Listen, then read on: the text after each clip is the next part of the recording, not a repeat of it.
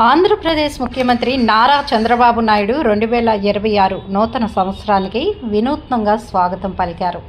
జనవరి 1వ తేదీ ఉదయం అల్లూరి సీతారామరాజు జిల్లాలోని ప్రఖ్యాత అరకు లోయలో ఉదయించిన తొలి సూర్యోదయం వీడియోను ఆయన సోషల్ మీడియా ఎక్స్లో పంచుకున్నారు. ఈ అద్భుతమైన దృశ్యాలతో పాటు రాష్ట్రాన్ని సన్ రైజ్ స్టేట్గా అభివర్ణిస్తూ ప్రజలకు నూతన సంవత్సర శుభాకాంక్షలు తెలిపారు. పొగమంచు కప్పిన కొండల నడుము నుంచి బంగారు వర్ణంలో ఉదయిస్తున్న సూర్యుడి దృశ్యాలు ఈ వీడియోలో కనువిందు చేశాయి. పోస్ట్ చేసిన కొద్ది సమయంలోనే ఈ వీడియోకు వేలాది వ్యూస్ రావడంతో పాటు నెటిజన్ల నుంచి సానుకూల స్పందన వెల్లువెత్తింది. రాష్ట్రానికి ప్రకృతి ప్రసాదించిన అద్భుత కానుకగా పలువురు కామెంట్లు చేశారు.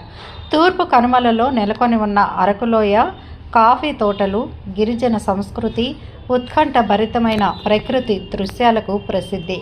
దేశంలోని తొలి సూర్యోదయం పడే రాష్ట్రాల్లో ఒకటి కావడం పాటు ఆర్థిక పునరుజ్జీవనం, అభివృద్ధిని లక్ష్యంగా చేసుకొని ఆంధ్రప్రదేశ్ను సన్ రైజ్ స్టేట్గా ప్రమోట్ చేస్తున్న విషయం తెలిసిందే.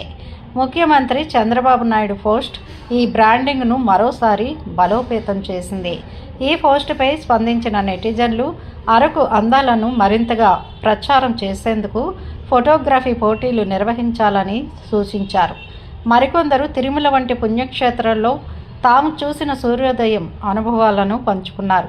దేశవ్యాప్తంగా అయోధ్య, గువాహటి వంటి ప్రాంతాల నుంచి కూడా తొలి సూర్యోదయం వీడియోలు షేర్ అయిన నేపథ్యంలో AP CM Chandrababu Naidu post ప్రత్యేక ఆకర్షణగా నిలిచింది.